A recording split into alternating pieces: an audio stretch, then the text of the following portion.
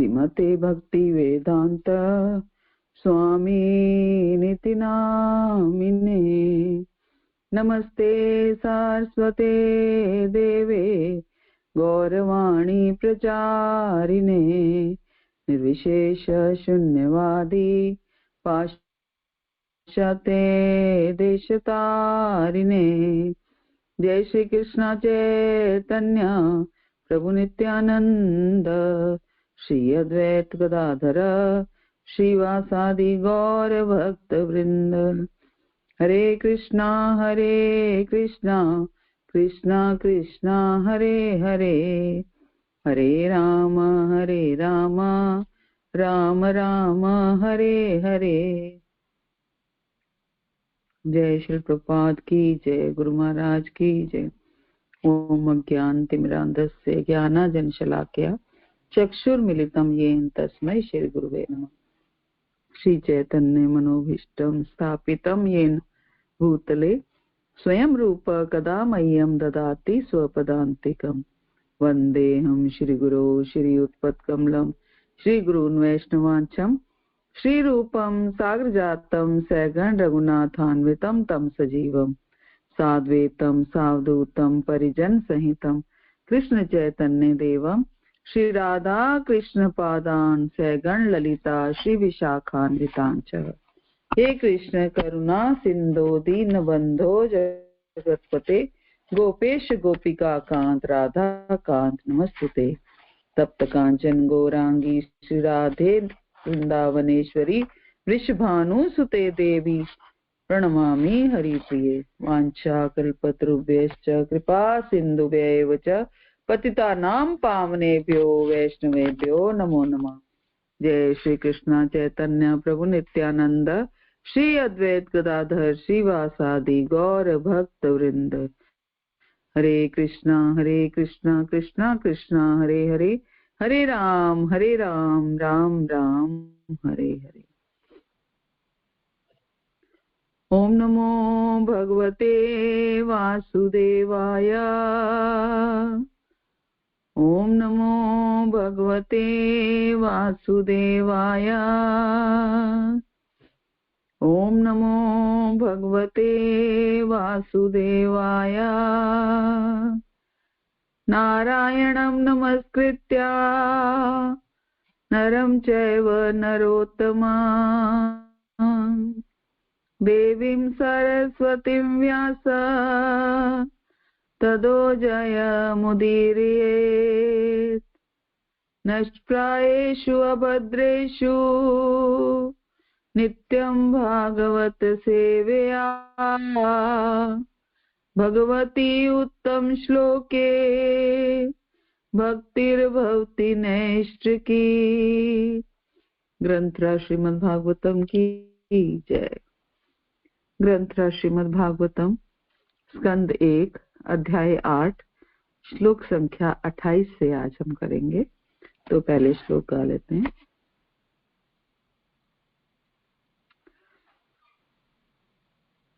मन्ये त्वां कालमीशानम् अनादिनिधनं विभुम् समं चरन्तं सर्वत्र भूतानां यन्मिथा कली। मन्ये त्वां कालमीशानाम् अनादिनिधनं विभुम् समं चरन्तं सर्वत्र भूतानां यन्मिथा कली।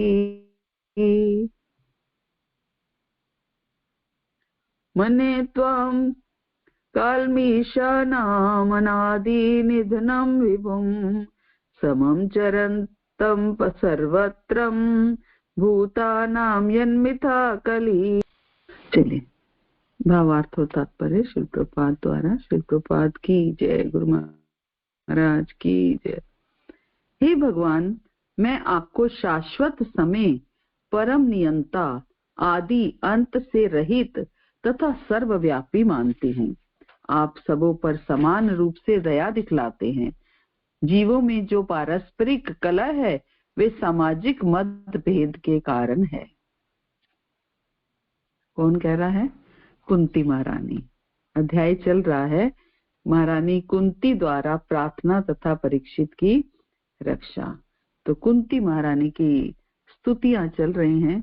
भागवत जो है स्तुतियों का भंडार है। हर स्कंद में, ऑलमोस्ट हर चैप्टर में कोई ना कोई स्तुति मिल जाती है कि भगवान से हमें क्या प्रार्थनाएं करनी चाहिए। तो ये भागवत हमें सिखाती है कि किस तरह की प्रार्थनाएं हमें भगवान से करनी चाहिए। अदरवाइज हम प्रार्थनाएं क्या करते हैं कि हम कुछ ना कुछ अपनी इच्छाओं को लेकर के प्रार्थनाएं करते हैं कि धन दे दो, संतान दे दो, संतान अच्छा पढ़ जाए, नौकरी लग जाए, बहू आ जाए, बेटी की शादी हो जाए, ना जाने कैसी कैसी प्रार्थनाएं हम करते हैं। लेकिन भागवत हमें सिखाती है कि सही मायने में प्रार्थना क्या होती है और हमें किस तरीके से क्या प्रार्थना करनी चाहिए और प्रार्थना किस तरीके से करनी चाहिए।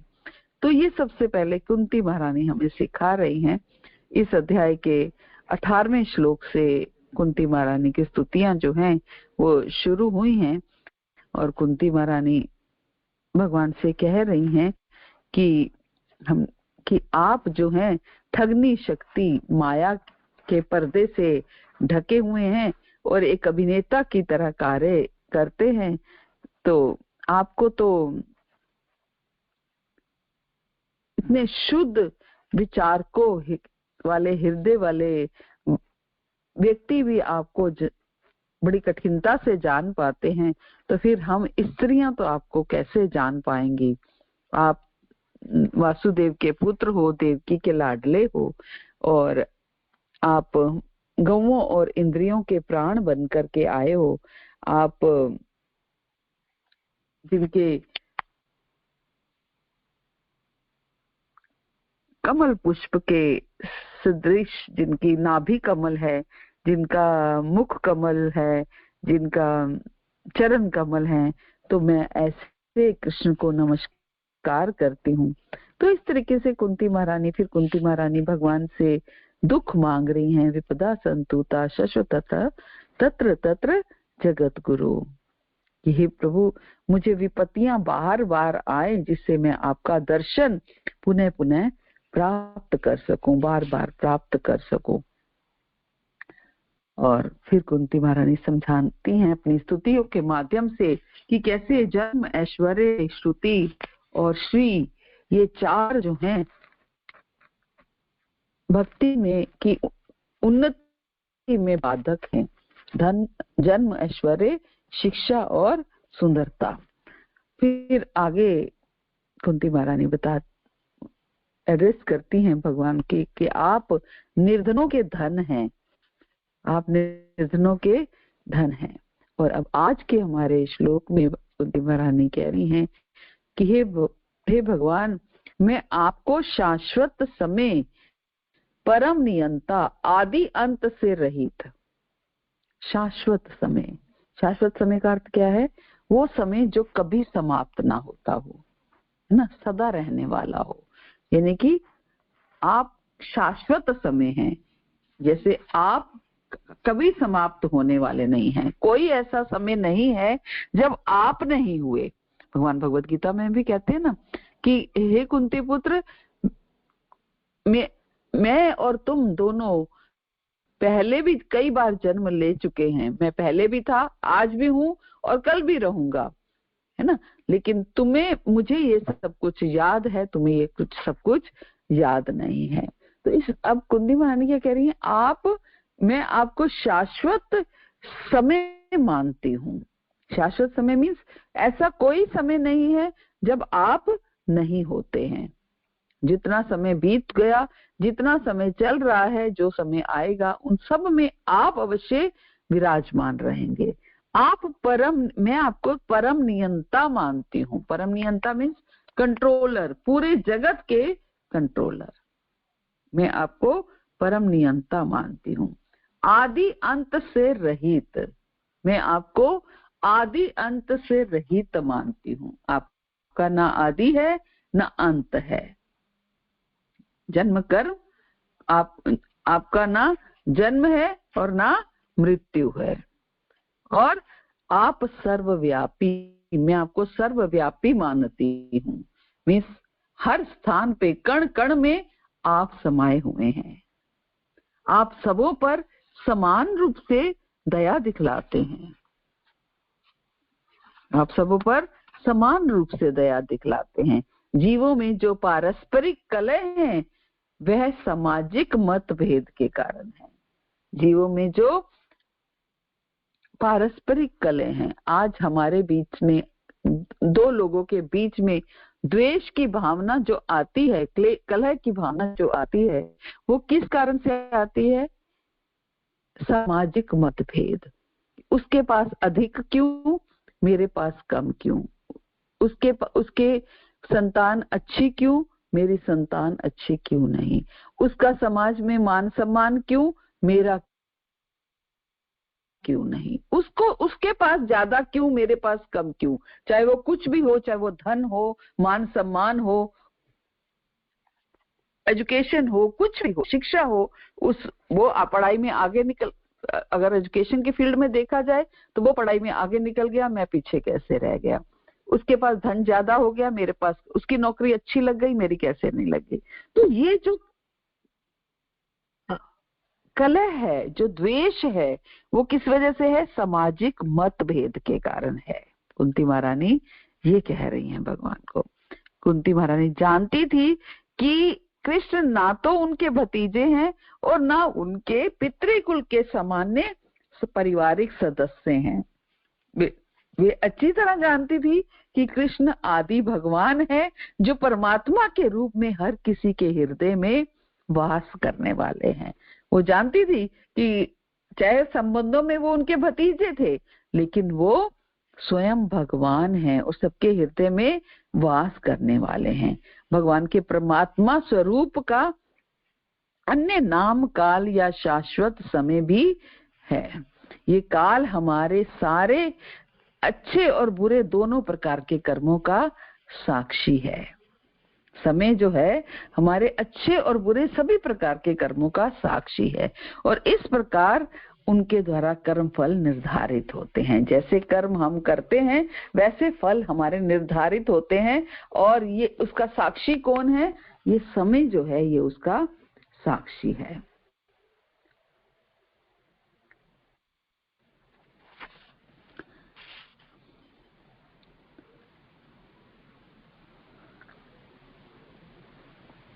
तो प्रभुपाद कह रहे हैं कि ये कहने से कोई लाभ नहीं कि पता नहीं हम क्यों दुख भोग रहे हैं। बहुत से लोग ऐसा कहते हैं, पता नहीं हमारे पे इतने संकट क्यों आते हैं, हमारे पर इतने दुख क्यों आते हैं, हम क्यों दुख भोग रहे हैं। तो प्रभुपाद कहते हैं ये कहने से कोई लाभ नहीं होगा। हम उन दुष्कर्मों को भूल सकते हैं जिनके कारण हमें इस समय कष्ट उठाना पड़ रहा है। हम एक्चुअली जो कर्म करते हैं, हमने पूर्व जन्मों में जो कर्म किए हैं वो हम भूल जाते हैं कि हम, अगर आज हम पर कोई कष्ट आ रहा है तो इसका मतलब क्या है? पूर्व जन्मों में से किसी जन्म का हमारा कोई ना कोई बुरा कर्म है जिसकी वजह से ये कष्ट हमें आ रहा है। तो लेकिन वो हम भूल जाते हैं। हमें ये याद रखना चाहिए कि भगवान हमारे नित्य संगी हैं, इसलिए वे भूत वर्तमान और भविष्य सब कुछ जानते हैं। भगवान क्या है? हमारे नित्य संगी हैं। वो क्या बीत चुका है, क्या होने वाला है, भूत वर्तमान और भविष्य, ये सब कुछ जानते हैं। क्योंकि भगवान कृष्ण का परमात्मा स्वरूप ही सारे कर्मों तथा फलों का निर्धारित करने वाला है, अतः वे परम नियंता भी हैं। भगवान का परमात्मा स्वरूप सारे कर्मों और फलों को निर्धारित करने वाला है। कैसे?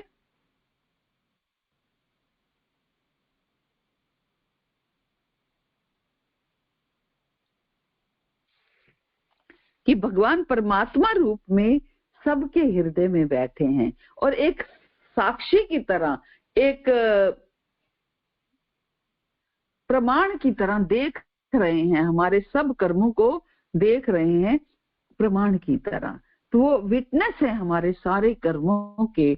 जो कर्म हम करते हैं, भगवान परमात्मा स्वरूप में हमारे हृदय में बैठकर उन सब को वॉच कर रहे हैं, है ना, उन सब को वॉच कर रहे हैं। वो देख रहे हैं कि हम क्या करते हैं, और भगवान एक एक कर्म का उनके पास लेखा जोखा है ना। इसलिए वो परम नियंता भी हैं, कंट्रोलर भी हैं। उनकी मर्जी के बिना एक पत्ता भी नहीं हिल सकता, उनकी मर्जी के बिना एक पत्ता भी नहीं हिल। हम सब कहते हैं भगवान की मर्जी के बिना एक पत्ता भी नहीं हिलता, लेकिन जब समय आता है हमारे ऊपर कोई कष्ट का, उस समय हम भूल जाते हैं कि भगवान की मर्जी के बिना पत्ता नहीं हिलता, और जो भी ये कष्ट आता है तो वो भी भगवान की इच्छा से ही आता है ना, भगवान की इच्छा से आता है। भगवान श्री कृष्ण की भक्ति जो भक्त कर रहे हैं, वो अक्सर ये पाते हैं कि उनका भक्ति पथ भी कई कांटों से, कई बाधाओं से भरा हुआ है। भक्ति सिद्धांत सरस्वती गोस्वामी महाराज कहते थे कि भगवान की कृपा पात्र भक्तों का मार्ग कंटीला होता है। जो भगवान के भक्त होते हैं उनका मार्ग जो है वो कंटीला होता है। जब जीवन में हमारा सामना कठिनाइयों से या विपदाओं से हो, तो उस समय हमें क्या करना चाहिए, क्या करना चाहिए? तो इसका उत्तर श्री प्रभुपाद भागवत में दे रहे हैं। 7वें स्कंद में प्रभुपाद कहते हैं कि हम भगवान के कार्यों पर उंगली नहीं उठा सकते। भगवान स्वतंत्र हैं, और वो जो चाहे, अगर वो चाहे तो हमारी रक्षा कर सकते हैं, और अगर ना चाहे तो हमें मार भी सकते हैं। भगवान स्वतंत्र हैं, उनको कोई रोक टोक नहीं है। वो जो चाहे वो कर सकते हैं। चाहे तो हमें हमारी रक्षा कर सकते हैं, चाहे तो हमें मार सकते हैं। कहते हैं ना, मारे कृष्ण राखे, राखे कृष्ण मारे के। अगर भगवान रखना चाहते हैं तो उसे कोई मार नहीं सकता, और भगवान अगर मारना चाहते हैं तो कोई रख नहीं सकता। इसलिए भगवान की मर्जी से ही सब कुछ होता है। वे हमारे सेवक नहीं हैं जो हमारी हर मांग को पूरा करें। उन्हें जो अच्छा लगेगा वे वही करेंगे। इसलिए वे परमेश्वर हैं, इसलिए वो भगवान हैं। भगवान ने किसी के निवेदन पर, किसी की प्रार्थना पर इस भौतिक सृष्टि की रचना नहीं की है। उन्होंने अपनी इच्छा से इसकी रचना की है, और इसलिए यदि वे चाहें तो केवल अपनी इच्छा से इसे नष्ट कर सकते हैं। यही उनकी भगवत्ता है। यदि कोई प्रश्न करे भगवान ने ये कार्य ऐसे क्यों किया है, तो इसका एक ही उत्तर है कि भगवान स्वतंत्र हैं, भगवान किसी के अधीन नहीं है। आप उनके कार्यों पर क्वेश्चन मार्क नहीं लगा सकते। यदि कोई कहे ऐसी सृष्टि करने और फिर उसका संहार करने का क्या लाभ जो इतने दुखों से भरी है, ऐसी सृष्टि करने और उसका संहार करने का क्या लाभ है जो इतने दुखों से भरी हुई है। बहुत से लोग कहते हैं ना कि भगवान ने जब इस संसार को दुखालयम कहा है, तो फिर भगवान ने इस संसार की रचना की ही क्यों? जो इतने दुखालयम है तो भगवान ने वो इसकी रचना क्यों की? अपनी परम शक्ति को सिद्ध करने के लिए भगवान कुछ भी कर सकते हैं, और कोई उन पर आपत्ति नहीं उठा सकता। प्रभुपाद कह रहे हैं कोई उन पर आपत्ति नहीं उठा सकता। यदि उन्हें अपने कार्यों का क्लैरिफिकेशन देना पड़े, स्पष्टीकरण देना पड़े, तो फिर उनकी भगवत्ता का क्या मूल्य रह जाता है? तो प्रभुपाद का ये तात्पर्य बहुत गूढ़ है। ये हमें समझाता है कि जीवन में विपरीत परिस्थितियों के आने पर भक्तों को भगवान पर दोषारोपण नहीं करना चाहिए। ये बिल्कुल अनुचित है, बिल्कुल अनुचित है। सब कुछ भगवान की इच्छा से ही होता है। प्रभुपाद अपने एक लेक्चर में कहते थे, कहा उन्होंने कि तुम्हें विश्वास होना चाहिए कि श्री कृष्ण की इच्छा के बिना कुछ नहीं होता। हमें पूरा विश्वास होना चाहिए कि हमारे जीवन में जो कुछ भी हो रहा है वो भगवान की अनुमति से हो रहा है और भगवान की ही योजना के अनुसार हो रहा है। विशेष रूप से भगवान भक्तों पर, भगवान श्री कृष्ण के भक्तों पर ये सिद्धांत लागू होता है। इन सब का अनुभव करने के लिए सबसे पहले हमारे मन में विश्वास होना चाहिए कि हमारे जीवन की हर घटना भगवान द्वारा निर्देशित है। जीवन की हर घटना पर भगवान की नजर है और उसको डायरेक्ट कौन कर रहा है? स्वयं भगवान कर रहे हैं। इसके साथ ही हमें बहुत सहनशील और नम्र भी होना चाहिए। इसलिए चैतन्य महाप्रभु ने कहा है कि भक्ति करने और विशेष रूप से भगवान के नाम लेने से, भगवान के नाम का कीर्तन करने से हमें स्वयं को मार्ग में पड़े हुए तृण से भी अधिक निम्न समझना होगा। अगर हम भक्ति करना चाहते हैं, भगवान का नाम, सतत नाम लेना चाहते हैं, तो हमें अपने आप को तृण से भी अधिक निम्न समझना होगा और वृक्ष से भी अधिक सहनशील बनना होगा।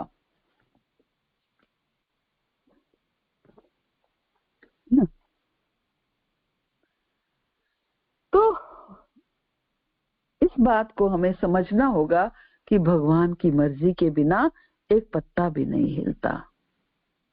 जीवों को उनकी योग्यता के अनुसार स्वतंत्रता दी जाती है। जितनी स्वतंत्रता के वो योग्य होते हैं उतनी स्वतंत्रता दी गई है और इस स्वतंत्रता के दुरुपयोग के कारण ही दुख भोगा जाता है। दुख क्यों आते हैं? जब हमें जो स्वतंत्रता मिली है हम उसका दुरुपयोग करते हैं।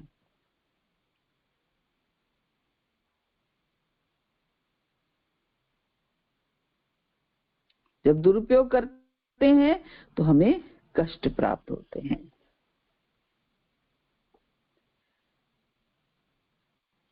तो प्रभुपाद यही कह रहे हैं कि जिस प्रकार हमारे ना चाहने पर भी दुख आ जाते हैं, उसी प्रकार बिना मांगे सुख भी मिल सकता है। कोई नहीं चाहता कि उसे दुख आए, लेकिन फिर भी दुख आते हैं। दुख हम मांगते नहीं हैं, दुख अपने आप आते हैं। तो जैसे दुख अपने आप आते हैं, बिन मांगे आते हैं, वैसे सुख भी अपने आप आएंगे। सुख भी अपने आप आते हैं और बिना मांगे आते हैं। इसलिए भगवान का ना तो कोई मित्र है और ना कोई शत्रु है। हर व्यक्ति अपने ही भाग्य का फल, सुख और दुख भोग रहा है। तो ये भाग्य जीवों द्वारा सामाजिक संघर्ष करते हुए जो है वो बनता है। हमारा भाग्य क्या है? जो हमने पिछले जीवन में किया वो हमारा इस जीवन में भाग्य बना। अब जो कर रहे हैं वो भावी भाग्य हमारा बनेगा। क्योंकि भगवान सर्वव्यापी हैं, इसलिए वे हर एक के कर्मों को देख रहे हैं। भगवान कण कण में है, इसलिए हम नहीं कह सकते कि ये हम कमरा बंद करके कोई पाप कर रहे हैं या कोई भी कर्म कर रहे हैं तो वो भगवान नहीं देखेंगे। भगवान हर कर्म को देख रहे हैं।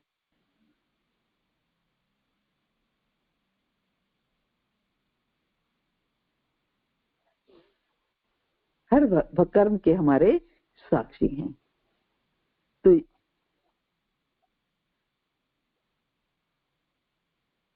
प्रभुपाद कह रहे हैं यहाँ प्रत्येक व्यक्ति प्रकृति पर प्रभुत्व जताना चाहता है, अतः प्रत्येक व्यक्ति भगवान की अध्यक्षता में अपना भाग्य बनाता है। चूंकि भगवान सर्वव्यापी हैं, इसलिए वे हर एक के कर्मों को देख सकते हैं। भगवान क्योंकि सर्वव्यापी हैं, इसलिए वो हर एक के कर्मों को देख सकते हैं। और चूंकि भगवान का कोई आदि अंत नहीं है, इसलिए वे शाश्वत समय अर्थात काल भी कहलाते हैं। भगवान का कोई आदि अंत नहीं है, इसलिए भगवान काल भी कहलाते हैं।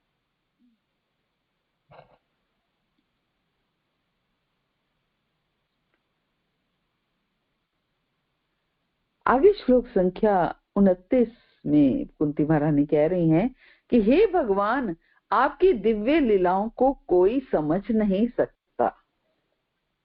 हे प्रभु, आप जो लीलाएं करते हैं उनको कोई नहीं समझ सकता। क्यों? क्योंकि वे मानवीय प्रतीत होती हैं। आपकी लीलाएं जो आप करते हो वो मानवीय प्रतीत होती हैं। मानवीय प्रतीत होती हैं का अर्थ क्या है?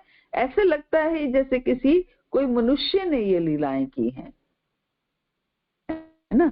कोई मनुष्य ये लीलाएं कर रहा है। जैसे भगवान का बाल स्वरूप और बाल स्वरूप की लीलाएं, वो खड़ाऊ उठा करके सिर पर चलना, तो कौन भगवान समझेगा, है ना?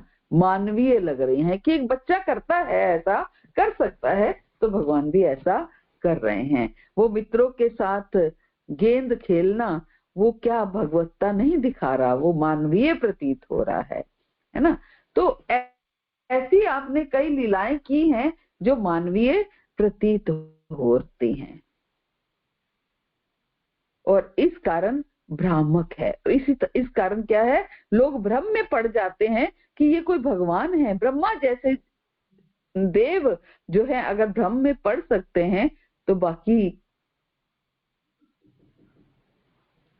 बाकी क्यों नहीं पड़ेंगे, है ना? बाकी क्यों नहीं पड़ेंगे? तो आपकी जो लीलाएं हैं वो भ्रामक हैं। ना तो आपका कोई विशेष कृपा पात्र है और ना ही कोई आपका अप्रिय है। ना तो आपका कोई विशेष कृपा पात्र है और ना ही आपका कोई अप्रिय है। ना कोई आपका प्रिय है बहुत, ना कोई आपका प्रिय है। ये तो लोगों की कल्पना ही है कि आप पक्षपात करते हैं। कौन सा श्लोक है भगवत गीता में? भगवान क्या कहना चाह रहे हैं? कुंती महारानी क्या कह रही है कि ना तो कोई आपका विशेष कृपा पात्र है और ना ही कोई आपकी अप्रिय है। केवल लोगों की कल्पना ही है कि आप पक्षपात करते हैं, आप पक्षपात करते हैं।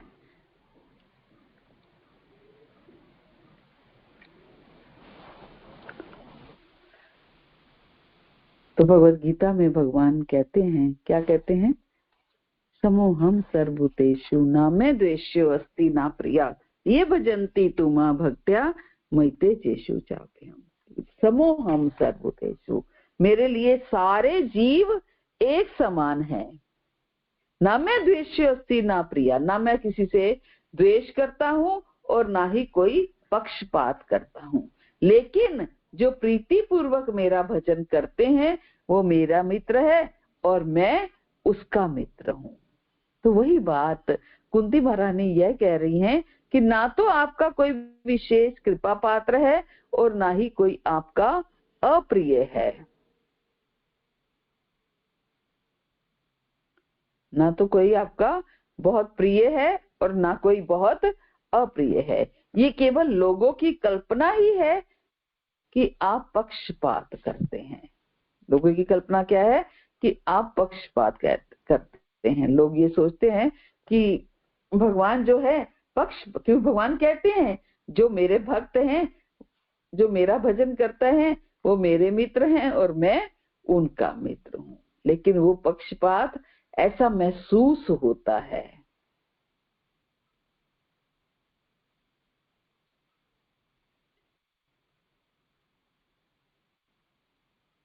तो प्रभुपाद यही कह रहे हैं कि पतित आत्माओं पर भगवान की कृपा समान रूप से वितरित होती है। हर जीव पर भगवान की कृपा क्या होती है? समान रूप से वितरित होती है। सूर्य की रोशनी सबके लिए है, लेकिन जो इसमें बैठेगा नहीं वो इसका लाभ कैसे उठाएगा? कैसे उठाएगा? सूर्य ने तो रोशनी दे दी, सब जीवों के लिए दे दी,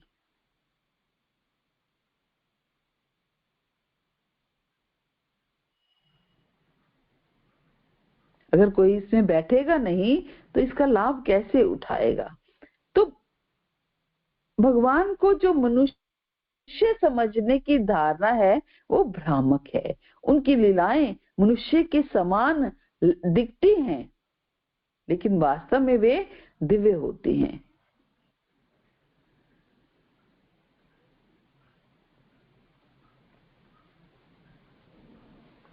इसलिए वे भगवान जो है अपने शुद्ध भक्तों का पक्षपात करने वाले माने जाते हैं। भगवान क्या माने जाते हैं? अपने शुद्ध भक्तों का पक्षपात करते हैं।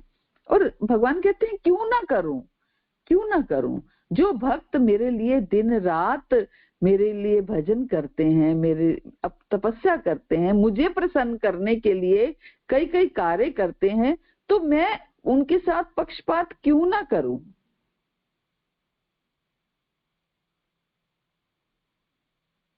तो मैं उनको लिए क्यों ना करूं। अगर नहीं करूंगा तो वो मेरे पार्ट पर गलत होगा कि मैंने सबको एक ही तराजू में तोल डाला। कोई अच्छा कर रहा है, कोई बुरा कर रहा है, मैंने सबको एक तराजू में तोल डाला, है ना। तो भगवान पक्षपात नहीं करते हैं। भगवान केवल जितना हम गुड़ डालते हैं उतना मीठा देते रहते हैं ना। भगवान जितनी हमारी भक्ति में शुद्धता बढ़ती चली जाएगी उतना भगवान जो है हमारे करीब होते चले जाएंगे। लाना क्या है? भक्ति में शुद्धता लेनी है, भक्ति में शुद्धता लानी है। अब भक्ति में शुद्धता का क्या अर्थ है? भक्ति में शुद्धता का क्या अर्थ है? सबसे मुख्य अर्थ है अन्य अभिलाषिता शून्यम।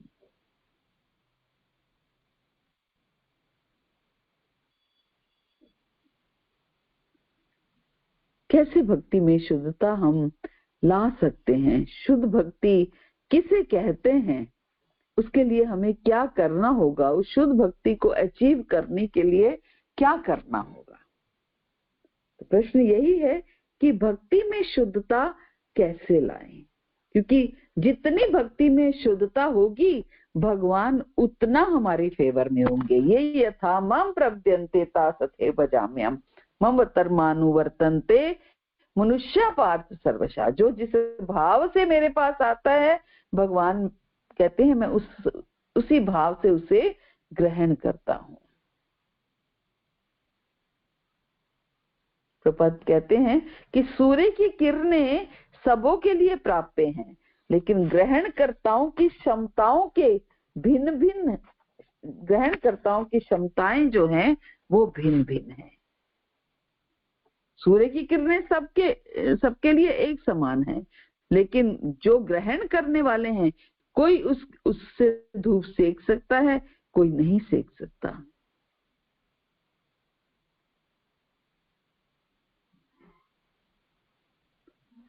प्रभुपाद कहते हैं मूर्ख लोग सोचते हैं कि भक्ति तो भगवान की चाटुकारिता करके उनकी विशेष कृपा प्राप्त करना है। भक्ति क्या है? भगवान की बस चाटुकारिता करनी है। हम जिसको आम भाषा में कह देते हैं कि भगवान के तलवे चाटना या भगवान की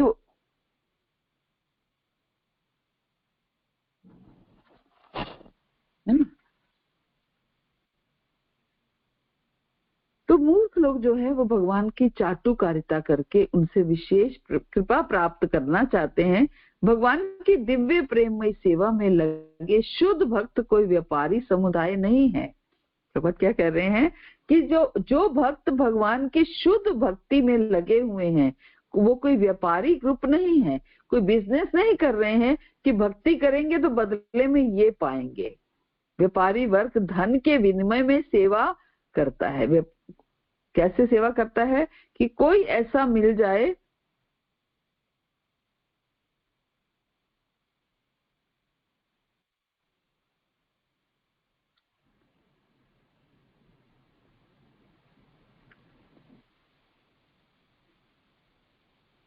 व्यापारी वर्ग क्या करता है? धन के विनिमय में सेवा करता है, लेकिन शुद्ध भक्त ऐसी लेन देन के लिए सेवा नहीं करता। शुद्ध भक्त भगवान की सेवा केवल भगवान को प्रसन्न करने के लिए करता है। इसलिए भगवान की कृपा का द्वार उसके लिए सदा खुला रहता है। सोचिए, एक व्यक्ति भक्ति कर रहा है, भगवान का नाम ले रहा है, भक्ति कर रहा है, वो किस लिए कर रहा है? ताकि भगवान प्रसन्न हो जाएं, और भगवान प्रसन्न हो जाएं तो मुझे अपनी सेवा में लगा लें। एक व्यक्ति का भक्ति करने का उद्देश्य ये है कि भगवान प्रसन्न हो जाएं और मुझे अपनी सेवा में लगा लें, और दूसरे व्यक्ति का भक्ति करने का वो उद्देश्य ये है कि जो भी उसकी टेम्परेरी डिमांड्स हैं वो पूरी होती चली जाएं। दूसरे व्यक्ति की भक्ति करने का उद्देश्य ये है, एक व्यक्ति की भक्ति करने का उद्देश्य यही है कि मुझे भगवान की कृपा प्राप्त हो जाए, मीन्स भगवान अब मुझे अपनी सेवा में लगा ले, भगवान प्रसन्न हो जाए और मुझे अपनी सेवा में लगा दें। लेकिन दूसरे व्यक्ति की भक्ति करने का उद्देश्य ये है कि उसकी भौतिक इच्छाएं पूर्ण होती रहें। तो भगवान किससे ज्यादा प्रसन्न होंगे?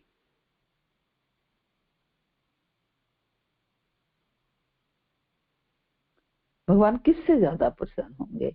ऑफ कोर्स भगवान उसी से प्रसन्न होंगे जिससे जो शुद्ध भक्ति की राह पर चला हुआ है, जो केवल इसलिए भक्ति कर रहा है कि ताकि भगवान के नाम के साथ उसका नाम जुड़ जाए, वो भगवान की सेवा कर पाए, भगवान की सेवा कर पाए, भगवान की रक्षा। तो भगवान ऐसे जीवों के, भगवान कहते हैं समो हम सर्वदेश। तो ऐसे जीव जो हैं वो भगवान के जो शुद्ध भक्ति, जितनी शुद्ध भक्ति होगी भगवान उतना उसका पक्षपात करेंगे। इसलिए भगवान की कृपा का द्वार उसके लिए सदा खुला रहता है। विपदाग्रस्त तथा जरूरतमंद लोग, जिज्ञासु या विचारक व्यक्ति भगवान से किसी लाभ सिद्धि के लिए उनसे स्थायी संबंध स्थापित, लेकिन जब उनका कार्य सिद्ध हो जाता है तो वे भगवान से कोई नाता नहीं रखते हैं। प्रभुपाद क्या कह रहे हैं कि बहुत से भक्त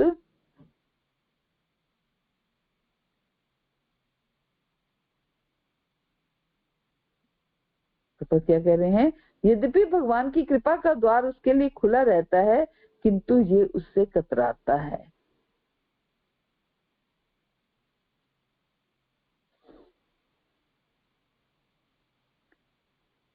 तो जो लोग भगवान की सेवा के बिल्कुल विरुद्ध रहते हैं वे निकृष्ट अंधकार में रहे हुए के समान हैं।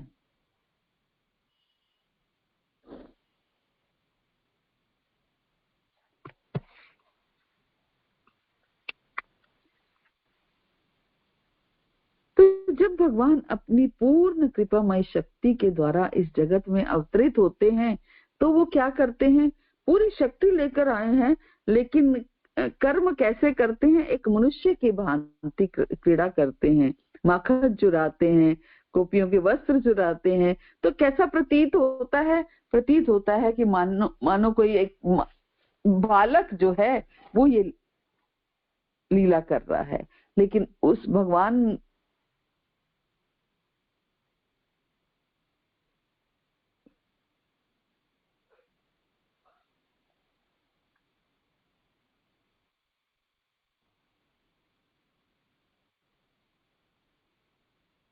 तो वो मानवीय प्रतीत होती हैं। तो ऐसे प्रतीत होता है कि वो भक्तों को के साथ भक्तों का पक्षपात करते हैं, लेकिन सच्चाई ये नहीं है। ऐसे पक्षपात की प्रतीति के बावजूद उनकी कृपा समान रूप से वितरित रहती है। ऐसा नहीं है कि वो वर्षा करते हैं तो केवल मिट्टी पर ही वर्षा होती है, पत्थर पर भी वर्षा होती है।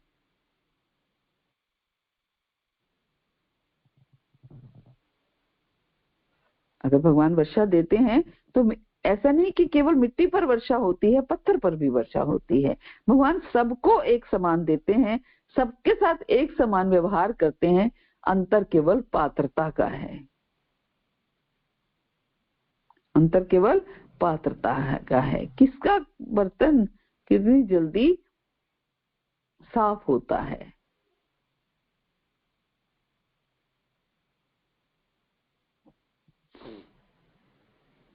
प्रभुपाद यही कह रहे हैं कि कुरुक्षेत्र के युद्ध स्थल में भगवान के सामने जितने भी व्यक्ति युद्ध में मरे, उन सबको पात्रता को विचार किए बिना ही मुक्ति मिल गई।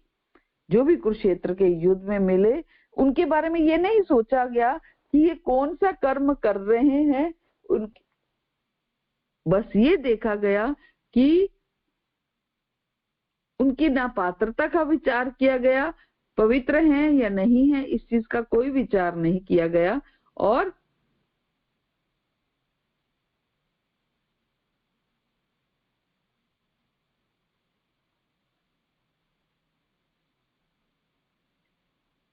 उनको पात्रता का विचार किए बिना मुक्ति मिल गई। चाहे वो एलिजिबल थे मुक्ति के या नहीं थे, लेकिन फिर भी उन्हें मुक्ति दे दी गई। क्यों? क्योंकि भगवान के सामने उनकी मृत्यु हुई। भगवान के सामने मृत्यु होने से मरने वाला व्यक्ति सारे कर्म फलों से शुद्ध हो जाता है। प्रभुपाद कह रहे हैं जिनकी मृत्यु भगवान के सामने होती है, वो सारे कर्म फलों से छूट जाता है और मुक्ति को प्राप्त करता है।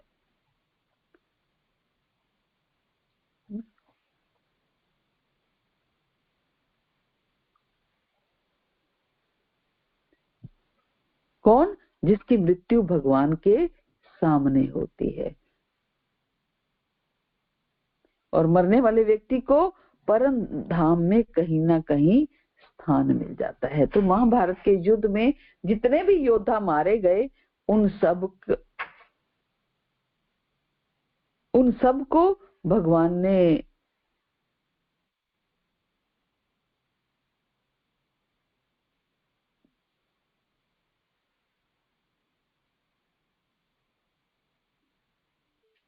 भगवान ने परम गति प्रदान की। जिन जिन की भी मृत्यु भगवान के सामने हुई, उन सबको भगवान ने परम गति प्रदान की।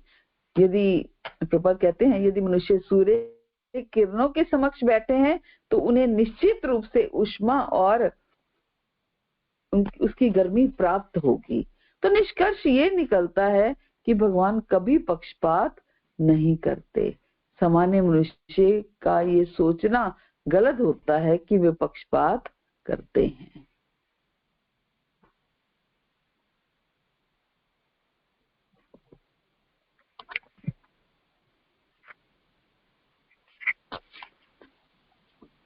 आगे कुंती महारानी कहती हैं, हे विश्वात्मा, ये सचमुच ही चकरा देने वाली बात है कि आप निष्क्रिय रहते हुए भी कर्म करते हैं और प्राण शक्ति रूप तथा अजन्मा होकर भी जन्म लेते हैं। क्या कह रही हैं? कि आप निष्क्रिय रहकर भी कर्म करते हैं।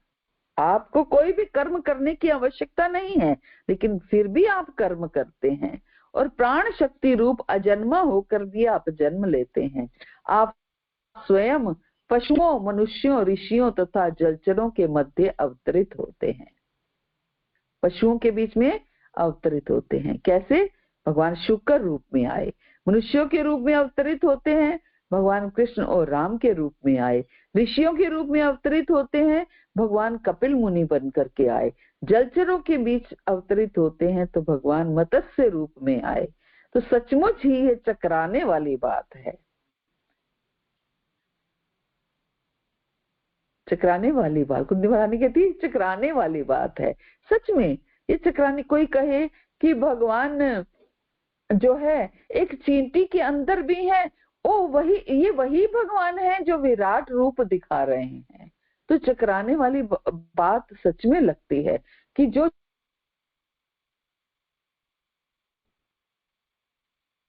चींटी के अंदर भगवान परमात्मा स्वरूप में है, वही भगवान अपना विराट रूप दिखा रहे हैं, है ना।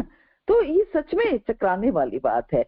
हम एक भगवान कृष्ण का ही अगर जीवन का देखें तो वही कृष्ण है जो माखन चुरा रहे हैं और वही कृष्ण है जो गीता का संदेश सुना रहे हैं। क्या तालमेल है दोनों में? एक माखन चुरा रहे हैं और एक दिव्य ज्ञान दे रहे हैं।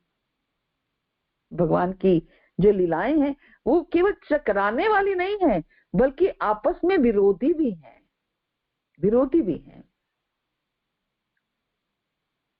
है। और इन लीलाओं को एक मनुष्य की जो सोचने समझने की शक्ति है, वो ये भगवान की लीलाएं उससे कहीं अधिक दूर हैं। मनुष्य के पास इतनी शक्ति नहीं है सोचने समझने की कि वो इन लीलाओं को समझ पाए। भगवान सब स्थान में एक परमात्मा के रूप में है, तो भी भगवान शूकर बन करके आए और मनुष्यों में राम और कृष्ण बन के आए, ऋषियों में नारायण रूप में आए, जलचरों के बीच में मत्स्य रूप में प्रकट हुए।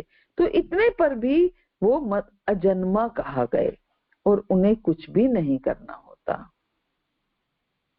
तो बात बता रहे हैं कि श्रुति मंत्र में कहा गया है कि परम ब्रह्म को कुछ नहीं करना होता, लेकिन हमारे कृष्ण तो सब कुछ करते हैं।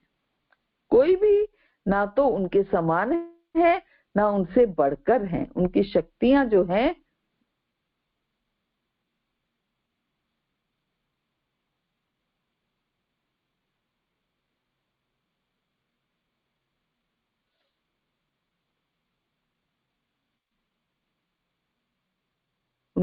जो हैं वो विविध हैं और उनका हर काम अपने आप स्वतः ज्ञान शक्ति तथा कर्म द्वारा संपन्न होता है। तो ये सारी बातें सिद्ध करती हैं कि भगवान की लीलाएं, उनके रूप और उनके कार्यकलाप हमारी सीमित बुद्धि से हम उनके बारे में सोच भी नहीं सकते, क्योंकि हमारी कल्पना से कहीं बाहर है। इसलिए उनके बारे में अनुमान लगाना कठिन है और इसलिए भगवान का हर काम सामान्य मनुष्य को चकरा देता है। भगवान को वैदिक ज्ञान द्वारा नहीं समझा जा सकता, लेकिन भगवान के शुद्ध भक्तों द्वारा सरलता से भगवान समझ में आते हैं। सरलता से भगवान समझ में आते हैं क्योंकि वे लोग भगवान के घनिष्ठ संपर्क में रहते हैं। इसलिए भक्तगण जानते हैं कि हालांकि भगवान पशुओं के बीच में प्रकट होते हैं, लेकिन वे पशु नहीं हैं। अगर भगवान मछलियों के बीच में प्रकट होते हैं तो मछली नहीं है।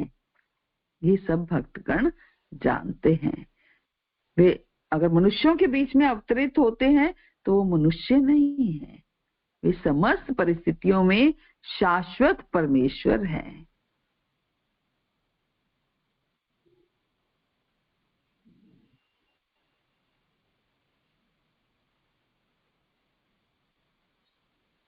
तो भगवान जिसके बीच में भी प्रकट होते हैं, लेकिन रहते भगवान के भगवान ही हैं। वे समस्त परिस्थितियों में भगवान ही रहते हैं। हरे कृष्णा। तो इस तरीके से कुंती महारानी की आज हमने जो श्लोक पढ़े, उसमें कुंती महारानी भगवान को परम नियंता सर्वव्यापी मान रही हैं और ये बता रही हैं कि आपसी कलह का जो कारण होता है वो आपसी सामाजिक मतभेद होता है। आगे कुंती महारानी कह रही हैं कि आप कभी पक्षपात नहीं करते हैं और आपकी जो लीलाएं हैं वो चकराने वाली लीलाएं हैं।